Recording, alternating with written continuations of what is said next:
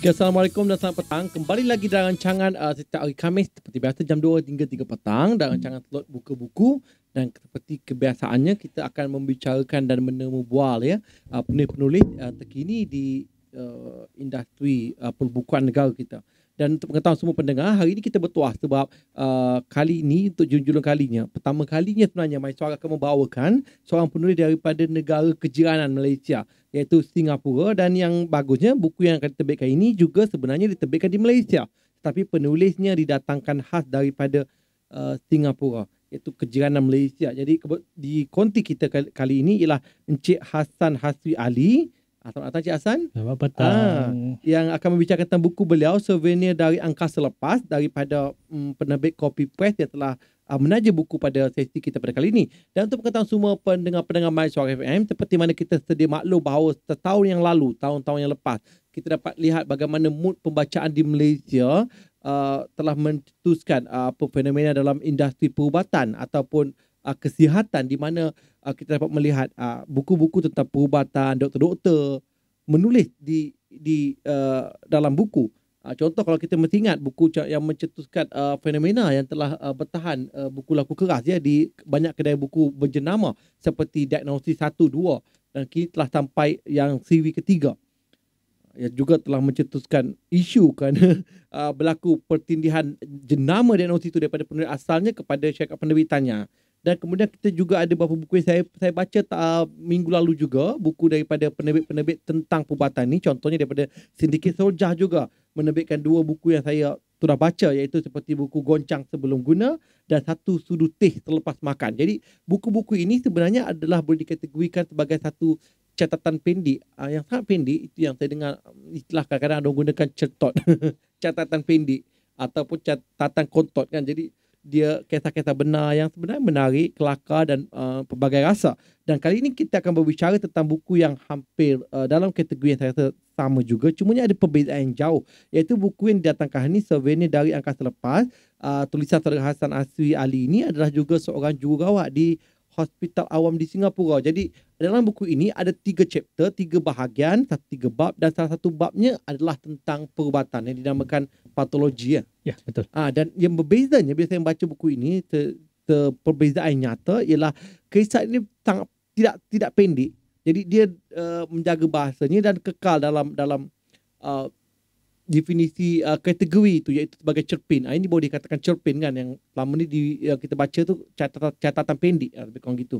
Dan untuk mengetahui semua pendengar, yang bagusnya juga, Cik Hassan Hasri Ali ini sebenarnya adalah penerima hadiah anugerah emas 2007 dan 2011 di negaranya, juga anugerah harapan 2015 daripada Majlis Bahasa Melayu Singapura. Jadi kepada semua pendengar, selain daripada kita hendak membaca buku, kita juga hendaklah memastikan sebenarnya kita hendak memperkasakan tentang bahasa Melayu sebagai bahasa kebangsaan. Jadi sudah tentulah buku-buku yang seperti ini patutnya kita lalukan. Jadi saudara Cik Hassan, pengasan Cik Hassan selamat datang ke konti My Suara Jadi Cik Hassan, macam kita boleh katakan tentang, saya bagi tadi sedikit tentang sudut pandang kedudukan buku-buku tentang perubatan kan. Jadi mungkin pertanyaan awal saya pada Cik Hassan ialah dalam tuntutan kerja sebagai jururawat itu, bagaimana Cik Hassan mungkin boleh meluangkan masa untuk menulis. Dan bahkan saya membaca review yang disediakan oleh syarikat penerbit juga, Cik Hassan antara penulis-penulis muda di Singapura. Ini satu benda yang kerja profesional tapi boleh meluangkan masa untuk satu kerja yang saya rasa makan masa juga. Makan masa kan? juga lah. Jadi bagi saya sebagai jururawat, saya bekerja 3 shift. Shift pagi, petang dan kadang-kadang shift malam. Jadi untuk luangkan masa tu sedikit payah lah. Cari masa lah. Kalau tak ada masa nak cari, kena curi masa lah. Di antaranya bila saya kerja, saya ada kertas-kertas kecil. Saya tulis nota-nota di kertas-kertas kecil tu. Dan saya masukkan di dalam kocik uniform saya lah. Dan bila saya balik, saya bongkar kocik saya keluarkan semua yang ada tu, kertas-kertas yang ada nota-nota tu. Dan saya susun lah. Yang mana boleh digunakan sebagai idea, saya taruh ke tepi. Dan mana yang saya conteng-conteng, entah apa saya conteng saya bekerja tu, saya buang lah. Dan idea tu datang tidak tentu masa, ilham tu datang tidak tentu masa. Jadi bila saya tengah tulis report ke, tulis laporan ke, kali ilham tu datang, saya kena catatkan dia secepat mungkin lah sebelum ilham tu hilang. Terlepaslah peluang saya untuk dapat ilham yang bagus mungkin. Kadang benda tu berlaku dalam kejadian sehari-hari kan. Ya, Ada pengalaman tu yang sebenarnya berguna untuk dicatatkan. Jadi Cik Hasan, kita terus kepada buku Cik Hasan tentang Souvenir dari Angkasa Lepas ni. Saya rasa inilah kelebihannya jika penulis yang sebenar atau penulis yang dalam latar bahasa menulis kan. Jadi bahasanya, dari tu dia punya pergerakan cerita itu dan juga kepanjangan tu kan. Kalau penulis sebenar tu agak panjang ceritanya. Jadi Cik Hasan, satu contoh yang baik dalam buku ini tentang contoh dalam bab patologi, kita bermula dalam bab pertengahan tu tentang bab perubatan kan. Saya rasa kalau kita baca buku seperti ini, dia banyak mesej yang Cik Hasan cuba sampaikan. Contoh yang saya terkesan dengan cerita tentang eye jumpy kan. Jadi ini saya rasa baik di Singapura atau di Malaysia atau Indonesia sama je klise. Ini adalah satu suasana yang biasa yang dilalui oleh orang Melayu terutamanya. Jadi apa mesej contohnya dalam eye jumpy ni tentang kalau kita berubat cara moden sekalipun, kepercayaan kepada elemen-elemen lama ni bukanlah tak berasas, tapi kadang-kadang tu kita sedar satu penyakit itu satu penyakit moden ya, bukan satu penyakit yang berunsur daripada benda yang metafizik, penyakit yang jelas ya dari sudut simptomnya, tapi kepercayaan tu. Jadi apa yang cuba Cik Hasan ceritakan tentang eye jumpy dalam bab eye jumpy ni? Mungkin pendengar boleh tahu bahawa ini yang selalu berlaku di kalangan masyarakat orang Melayu terutamanya. Jadi kita lihat dari cerpen eye jumpy ni, kita boleh lihat dari dua sudut pandangan. Satu pandangan daripada segi sains dan teknologi, dari watak seorang doktor ni yang dia tak percaya sangat tentang hal-hal gaib ni atau hal-hal perubatan tradisional lah. Dan kita lihat dari segi watak yang boleh katakan, saya lihat ni watak Pak Kasim. Pak Kasim dan Dr. Zainul tu ya? Pak Kasim dan Dr. Zainul. Pak Kasim ni percaya juga pada perubatan tradisional. Jadi saya lihat kita harus ada seimbangan. Kita harus ada imbangnya. Kita harus berusaha dari segi perubatan moden dan juga perubatan tradisional lah. Dari kita lihat eye jumpy ni, Dr. Zainul ni tak percayakan pasal eye jumpy lah. Eye jumpy yang dibacakan oleh Pak Kasim ni lah. Tapi bila Pak Kasim lihat di akhirnya ni, bila saya boleh bacakan sikit Ini kebanyakan memang dalam latar yang kata benar ya, kalau berlaku dalam masyarakat kita lah ya. Bila kita lihat di akhirnya, dia katakan bahawa doktor mempreskripsikan pil-pil antibiotik dengan niat untuk menyembuhkan. Mudah-mudahan eye jumpy yang didoakan oleh saya, iaitu Pak Kasim, memberi dan memelihara iman mereka untuk menempuh ujian Tuhan. Sains dan teknologi yang dimegah-megahkan generasi doktor tidak mampu mengubati semuanya. Jadi kita boleh lihat masyarakat kita percayakan pasal eye jumpy ni untuk sebagai pegangan apa dia katakan security blanket, sebagai pegangan security untuk kita menempuh ujian, sementara kekuatan kita mencari kekuatan untuk kita menempuh ujian dari segi perubatan. Jika kita senang menjalani ubatan tradisional modern science, kita ada juga mengambil eye jumpy ni untuk menguatkan diri kita dari segi spiritual, kekuatan dalaman kita lah. Saya rasa tu yang kadang-kadang benda ni sebenarnya kena memahami integrasi antara keduanya kan. Kadang-kadang kita ni terlalu berlebihan. Contohnya kepercayaan yang melampau kan. Padahal tu semua dalam Islam pun kita kan sebagai satu ikhtiar saja kan. Maknanya tidak melampau-lampau lah. Saya pun memang pernah terdengar tentang ini. Contoh bila dulu saya pernah dengar satu taklimat, satu ceramah oleh Datuk Profesor Ibrahim Ahmad Bajuni ni. Jadi Datuk menceritakan tentang katanya sebenarnya ilmu perubatan tradisional Melayu yang pernah disaksikan dulu, katanya banyak yang setara dengan ilmu perubatan moden, tapi sayang tidak didokumentasikan dengan baik sehingga menjadi satu ilmu yang autentiknya, yang asli. Bahkan itulah sebabnya hari ini kita dapat lihat banyak pengamal-pengamal perubatan tradisional ni yang tidak asli ataupun yang tiruan ataupun yang bertopeng di sebalik ini untuk yang mengambil kesempatan lah. Tapi ada yang betul yang macam kita boleh lihat macam mungkin pakar bomoh patah tulang kan, boleh buat cara tradisional. Yang kalau katakan moden tu makan masa 6 bulan, tapi mereka boleh buat dalam segera mungkin sebulan 2. Jadi kalau pada saudara Hasan juga, kalau dalam bab-bab lain daripada cerpen ataupun kisah tentang kita buat dalam bab patologi tu, apa di mana lagi yang Cik Hassan rasa yang menarik yang kita mungkin boleh kongsi dengan pembaca atau pendengar tentang mungkin sikap kita punya pesakit di mana negara pun sama saya rasa. Kita melihat di cerpen yang ditajukkan Perbualan di Perhentian Bas. Cerpen itu mengisahkan seorang anak dan ibunya yang mengidap penyakit demensia, yang nyanyuk lah. Jadi cara anak itu berbual dengan ibunya, cara anak tu cuba mengingatkan ibunya kembali bahawa dia tu anaknya. Jadi kita boleh lihat bahawa dari segi penyakit demensia ni, penyakit yang nyanyuk ni, kita tidak boleh lupa bahawa pesakit ini dahulunya mempunyai sejarah. Kita sebab selalunya kita lihat bahawa bila seorang tu nyanyuk, mengidap penyakit demensia, kita tidak begitu mengambil indah tentang pesakit-pesakit ni. Kita biarkan begitu, dia nyanyuk. Dia tak payah nak layan dia sangat. Tapi kita lupa bahawa pesakit ni dahulunya ada sejarah. Dia seorang manusia, mungkin dia lebih baik daripada kita. Mungkin dia seorang pakar yang tahu lebih banyak daripada kita. So, kadang kita selalu melihat satu simptom tu dengan pandangan klinikal kan. Sedangkan satu benda kita betul pelajari, dan ni pentingnya orang-orang yang dalam industri perubatan, dalam bidang kejaya medical ni memberi satu tafsirannya. Sebab itu rasanya lebih boleh dipercayai lah. Dan untuk kita semua pendengar My Suara FM, sebenarnya buku ini tentang perubatan ini, tentang patologi tadi, ada banyak cerita-cerita menarik seperti eye jumpy, cerita-cerita hospital, perbualan di Perhentian Bas dan juga nama. Okey, kita kembali lagi dalam My Suara FM dalam satu slot kita setiap hari Khamis jam 2 hingga 3 petang, iaitu slot buku-buku. Kita akan bercakap tentang sekitar penulis dan industri perbukuan negara kita. Jadi kita kembali lagi dengan Cik Hassan daripada daripada Copy Press, Souvenir dari Angkasa Lepas. Kita masih bercakap tentang satu bab, bukan satu bab, hanya satu bahagian daripada buku ini tentang cerita-cerita dalam bidang perubatan dalam tajuk patologi. Patologi ya. Ni susah Cik Hassan ni, kalau bukan bidang perubatan saya ni pesakit je kan.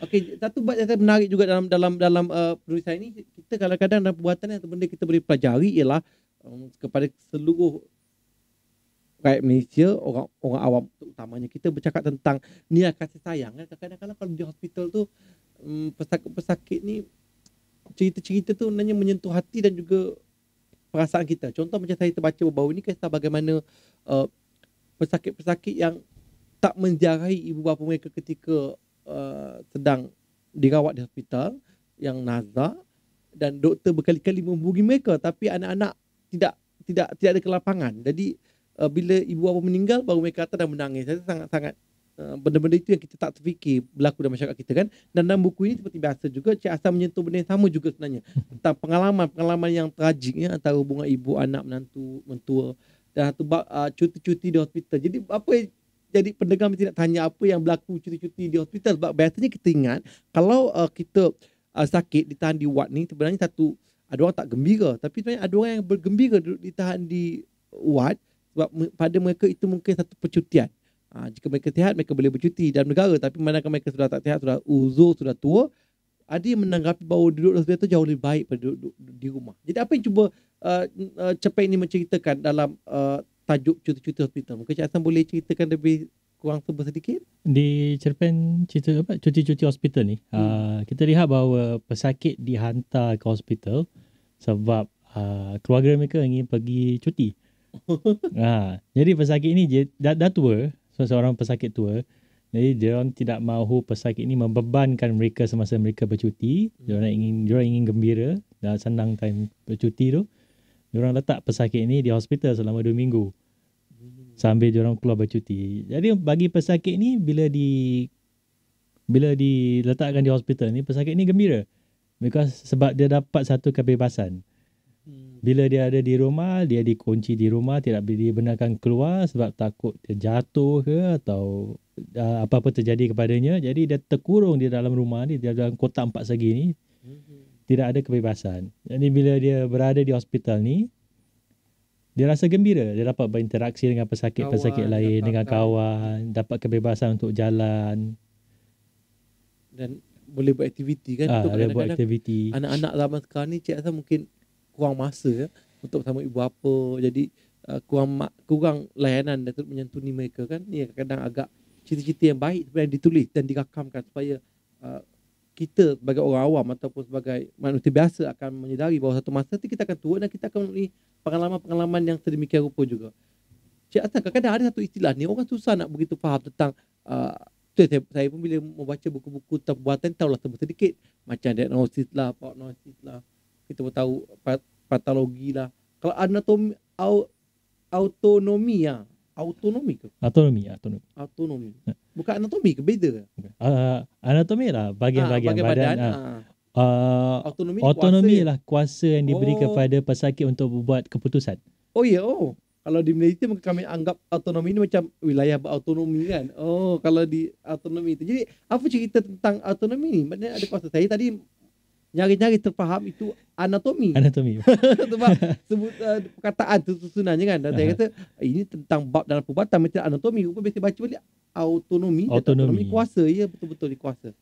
Apa cerita sebalik autonomi ni? Di bahagian autonomi kita lihat bahawa pesakit ni didiagnose mengidap bara. Jadi isterinya tidak mahu doktor memberitahu bahawa pesakit ini mengidap bara dan untuk merahsiakanlah. Tapi doktor pun dia mempunyai prinsip dan etika di mana dia orang harus memberitahu pesakit ini apa yang dia orang mengidap. Jadi kita lihat dari konflik yang ada di cerpen autonomi ni, dan masuk pula seorang jururawat yang memberitahu bahawa jika pesakit ini diberitahu dan diberitahu tentang penyakitnya, dia mempunyai autonomi untuk membuat keputusannya sendiri. Jadi dia boleh beritahu dia ada autonomi kuasa untuk buat keputusan bahawa dia ingin terus meneruskan rawatan. Kalau jika dia tidak mahu meneruskan rawatan, dia boleh dan dia beritahu bahawa misalnya dia mengidap bara dan mempunyai 6 bulan untuk hidup. Jadi dia boleh mulakan persiapannya dalam 6 bulan tu. Persiapan untuk keluarganya, persiapan untuk dirinya sendiri dan untuk mulakan persiapan untuk 6 bulan ini. Kadang ramai pesakit mungkin tak tahu hak-hak mereka kan, tapi saya tahu satu hak mereka. Dan saya ingat dulu ketika saya pernah ditahan di ward ketika saya belajar pun, saya dah terguna itulah autonomi itulah. Sebab waktu saya ditahan di hospital di Johor Bahru, hospital awam, saya ditempatkan di dalam ward yang kebanyakan pesakit-pesakit tua yang nazak. Jadi saya agak takut waktu tu, usia muda, tengah belajar, diletakkan satu ward yang kebanyakan semua berusia emas. Jadi saya agak tak selesa. Apatah lagi waktu itu dijanjikan kalau kami pelajar ini kami dapat kelas kedua. Jadi saya guna kuasa untuk balik, tapi kena marah. Biasanya kalau jururawat universiti dia akan marah sebab dia katanya kalau pesakit balik ke rumah tanpa recommendation, apa yang berlaku dalam perjalanan pulang tu ditanggung sendiri. Itulah biasa diingatkan kan, saya teringat cerita tu. Dan juga satu bab sebelum kita berhenti untuk lagu lagi, juga satu bab yang saya menarik lagi dalam bab tentang perubatan ni ialah bubur dan bohong sunat. Sesuatu yang menarik juga ni. Sebab ni tipikal orang Malaysia kan. Kita mesti ada bubur dan bohong sunat ni biasa. Jadi kalau bab bubur dan bohong sunat, apa yang cuba Cik Hassan nukilkan di sini? Pengalaman yang bagaimana dan mungkin menarik untuk kita mengetahuinya? Bubur dan bohong sunat ni, kita lihat bahawa seorang pesakit yang ditinggalkan oleh anaknya di hospital, dan pesakit ini tidak mau makan. Tidak mau makan dan tidak mau makan yang disediakan. Jadi dia ingin makan bubur untuk yang disuap oleh anaknya. Jadi jururawat ni dia bohong sunat lah sebab pesakit ni tak nampak. Tak boleh nampak. Jadi untuk dia bohong sunat, dia bilang pesakit ni bahawa ni anak dia. Jadi pesakit tu okey lah. Dia suap, satu suap pesakit tu makan, 2 suap pesakit tu makan.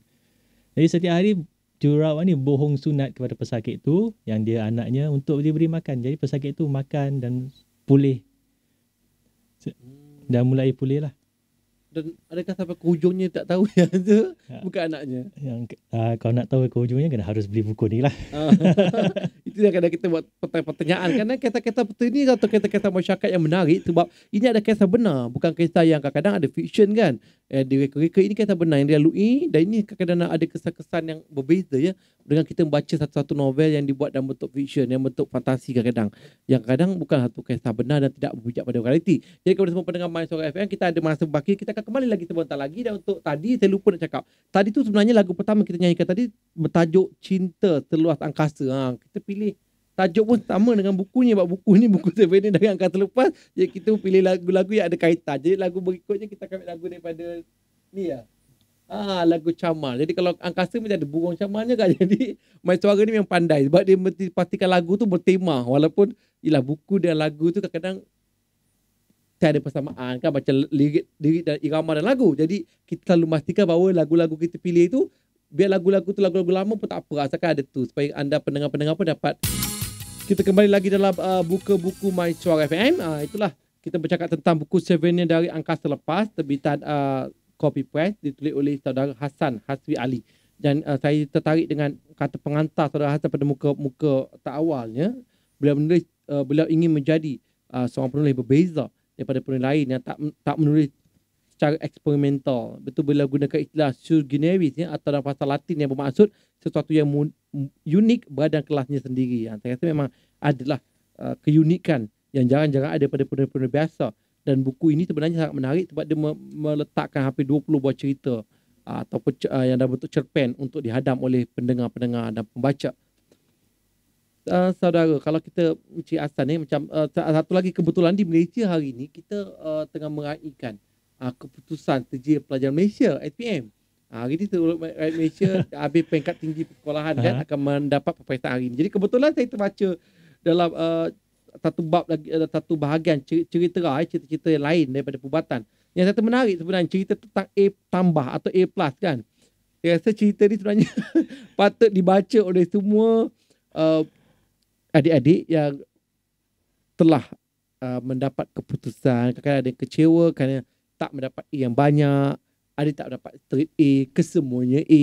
Dan saya rasa yang kecewa ni bukan sekadar pelajar saja, termasuk ibu bapa. Kadang-kadang yang agak skeptikalnya atau agak ironiknya di Malaysia ialah ibu bapa yang lebih kecewa kadang daripada anak-anak mereka kan. Kalau bangga pun sama, ibu bapa yang terlebih bangga. Sampai kan jadi medan SPM ni kadang jadi satu tempat untuk tunjuk menunjuk. Macam juga hari raya kan. Jadi saya tertarik dengan cerita dalam bab A plus ni. Jadi cerita tentang ialah orang tengah mendapat peperiksaan, menduduki peperiksaan dan hasil daripada keputusan tersebut. Jadi apa yang boleh Encik Hassan mungkin dapat ringkaskan cerita ni, apa yang mengesankan tentang cerita ni dan terbersikit supaya pendengar Malaysia FM ni tahu dah maklum, ni cerita tentang ni. Cerpen A plus ni diilhamkan daripada pengalaman saya sendiri. Sebab daripada ibu saya kata setiap kali saya dapat keputusan peperiksaan di Singapura, sebelum saya dapat keputusan, ibu saya kata apa keputusan yang saya dapat, lulus ke gagal ke, pulang ke rumah, jangan takut. Jadi itu sebagai satu dorongan di mana kita lihat sekarang bahawa kegagalan di sekolah itu dianggap sebagai sesuatu yang membuat seorang pelajar itu gagal di dalam kehidupan. Jadi itu tidak semestinya. Kegagalan di hospital di sekolah tidak kegagalan kehidupan kan. Kegagalan kehidupan. Grade yang kita dapat tidak kira A ke, B ke, A plus ke, C ke, atau walaupun kita dapat grade F pun, ia tidak menunjukkan kita gagal dalam kehidupan kita. Apa yang kita harus, jika kita dapat B atau kita dapat C, kita boleh terus belajar, pulang ke rumah dulu, terus belajar, terus tingkatkan diri kita untuk kita mencapai grade yang lebih bagus. Jika kita dapat F, dunia tidak akan akhir, dunia tidak akan kiamat. Okay.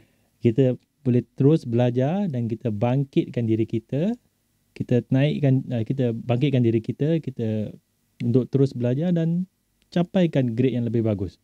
Mungkin hari ini kita dapat C, esokkan harinya kita dapat B dan akhirnya kita dapat A. Itu kata menarik ya. Sebenarnya cerita ni tentang cerita ni yang berlaku dalam kehidupan kita seluruh rakyat, termasuk saya sendiri. Contohnya ni dia cerita tentang seorang anak Burhan namanya. Ni menduduki peperiksaan ni, jadi dia takut nak balik rumah ceritanya kan. Sebab katanya mak ayah suka bandingkan, anak pak ngahnya suka bandingkan, anak pak lungnya berapa A tambah yang dapat. Dia takut. Walhal sebenarnya budak murah ni bukanlah tak pandai kan, dia pandai. Dia dapat 90% maka keseluruhan je. Dapat grade A lah. Tapi dalam walaupun dia dapat A, dia takut nak balik. Sebab keluarga dia meletakkan ekspektasi ataupun jangkaan yang tinggi, iaitu nakkan ditambahkan A+, grade A. Walhal sebenarnya itu satu kejayaan. Tapi disebabkan keluarganya letak terlalu tinggi. Sampai anak tu walaupun dah berjaya, dia masih rasa ragu-ragu kan. Sedangkan mak ayah lain ada yang lebih terbuka. Itu yang bagusnya membaca cepat-cepat atau cerita ini. Jadi sebenarnya mak ayah pun sesuai baca buku-buku seperti ini ya. Mereka jadi kepada adik-adik yang menduduki SPM ke, yang tak menduduki peperiksaan ke, ataupun peperiksaan yang lain sekalipun, buku ni sebenarnya boleh juga dibuat souvenir hadiah pada mak ayah. Jadi kalau dia cerita itu terletak di muka surat pertama. Jadi kalau itu mesej yang secara langsung, yang mudah difahami ya. Juga ada banyak tajuk sebenarnya. Tajuk ni yang ditulis oleh saudara Hassan ni benda yang biasa berlaku dalam masyarakat kita. Seperti dalam bab nama pun Cik Hassan cerita bersama juga tentang letak nama kan, cara kita menamakan anak. Ini tentang kadang-kadang ada orang mementingkan, kalau kat Malaysia sekarang Cik Hassan tengah satu fenomena letak anak nama depan panjang sampai 3. Zaman-zaman kita dulu pendek kan, nama saya lagi pendek, Faizal bin Ridwan, atas perkataan je. Lepas tu dulu ada 2 Muhammad Faizal. Sekarang dah Muhammad Faizal Daniel Danish kan, jadi nama begitu panjang. Jadi itu pun satu masalah juga kan kalau kita fikirkan. Jadi kita lihat yang kesian budak-budak yang punya nama-nama panjang. Nak tulis bila masa peperiksaan dan borang-borang nak tulis panjang penat juga je nak tulis tu. Tapi kita lihat jika kita diberi nama itu harus indah, harus sedap didengar dan mempunyai makna lah. Jangan kita namakan anak kita seperti yang cerpen ni, namakan anak-anak dalam bahasa Arab. Jadi kita lihat maknanya seperti hospital, maknanya kipas. Tapi nama sedap. Tapi maknanya kipas. Jangan nama ni akhirnya jadi Muhammad Kipas. Itulah Mustafar. Mustashfar. Masuk hospital hospital. Siapa ibu apa yang anaknya kerja kat hospital boleh letak nama dia Muhammad Mustafa tu. Bukan Mustafa, Mustashfar. Kadang-kadang nama Arab dia kadang orang tak faham maksud je kan. Maksud kita kena tengok dulu buku-buku panduan dan janganlah panduan terlalu banyak. Sebab sedih baru ni saya tengok satu viral di laman Facebook, contohnya mereka berkongsi tentang cikgu berkongsi tentang nama-nama anak murid. Panjang-panjang, cikgu nak baca pun agak letih nak macam Cik Hassan cakap tadi tu betul juga. Kesian anak nak menulis kan. Apatah lagi mereka baru nak belajar merangkap menulis. Itu masalahnya. Jadi selain daripada 2 kategori tadi, 2 kategori yang saya sebutkan tadi dalam bahagian, iaitu cerita, iaitu kisah-kisah lain yang ditulis oleh Cik Hassan, kita juga ada juga tentang perubatan, iaitu dalam yang patologi. Dan satu lagi nanya Cik Hassan ni juga sebenarnya berminat. Kenapa kenapa buku ini dinamakan Souvenir dan Angkasa Lepas? Tadi saya tanya dengan beliau pada mula-mula kami bercumpa tadi. Sebab saya tengok pada bab tadi tentang perubatan. So tengok ada UFO, kita tampak logo dia punya simbol pun UFO, dan nanti ada makhluk ET tu kan. Tengok kan macam tu ceritanya. Tapi tidak, sebenarnya sebabnya selain daripada menulis tentang perubatan dan juga falsafah dan juga persekitaran masyarakat, juga dalam bab ini, dalam bahagian ini di hujung bab tu Cik Hassan menulis tentang banyak fiksyen, banyak tentang apa panggil tu istilahnya? Cerita sains. Cerita sains. Kalau di Malaysia dipanggil science fiction. Science fiction. Jadi dalam berdama science fiction ni maknanya imajinasi yang jauh ni. Adakah ini sebab masa-masa kecil ni Cik Hassan suka benda yang futuristik, modern atau saintifik?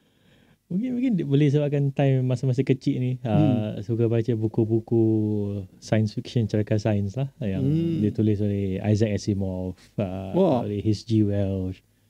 Jadi sebagai salah satu daripada yang mempengaruhi penulisan saya lah. Itulah, jadi kepada semua pendengar Malaysia FM, anda boleh tengok dalam bab ni banyak sebenarnya tajuk yang bagus, seperti Orbit, dalam bab-bab yang saya katakan tentang alternatif. Dia namakan alternatif lah, tapi saya rasa dia tentang fiction saintifik, tentang pengembaraan ke angkasa lepas atau benda-benda yang semaksud dengannya. Contoh Hiatus ni cerita tentang orbit planet Marikh, dan juga bab takhirnya, tajuk takhirnya tu ada, bukan takhir lah, tajuk antara yang famous ni Souvenir dari Angkasa Lepas. Ini yang menjadi tajuk yang dipilih oleh penerbit sebagai cover, dan itu cover yang menarik. Dia akan menyebab dengan cara moden hari ini orang akan mentafsir buku daripada cover, daripada dia punya muka depan kan. Jadi apa sebenarnya, mungkin untuk masa baki 1 minit 2 minit ni Cik Hassan boleh cerita tentang Souvenir dari Angkasa Lepas ni, sebab itu menarik pula daripada Jepun kan. cerita tentang Jepun kan. Sebenarnya Angkasa Lepas ni ceritanya mengenai seorang pengembara angkasawan Melayu yang di mana pada zaman ini manusia telah menakluki angkasa lepas, tapi kita lupa tentang sejarah kita lupa tentang adab dan budaya kita. Dan bila mereka menemui makhluk asing di angkasa lepas, makhluk asing ini yang mengingatkan kita tentang budaya, tentang agama dan tentang sejarah kita. Jadi cerita ni boleh katakan kita semakin kita maju ke hadapan, dan semakin kita maju ke hadapan dan untuk menakluki angkasa dan untuk menakluki masa hadapan, kita tidak boleh lupa sejarah kita, dari mana kita datang. Dan kita walaupun penerokaan angkasa lepas, kita harus dibimbing oleh agama kita.